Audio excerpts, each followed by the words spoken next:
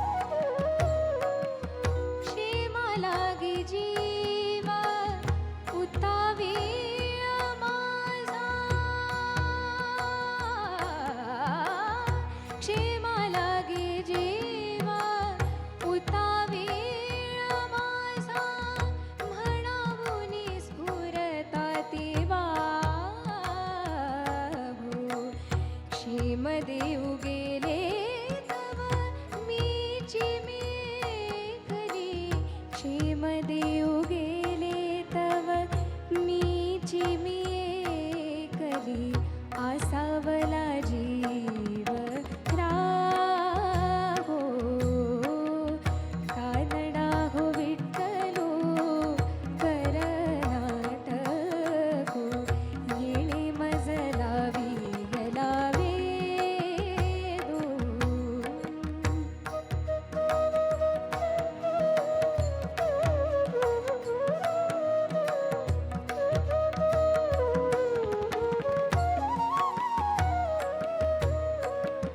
बापर खुमादेवीवरू हृदयचा जाणूनी बापर खुमादेवीवरू हृदयचा जाणूनी अनु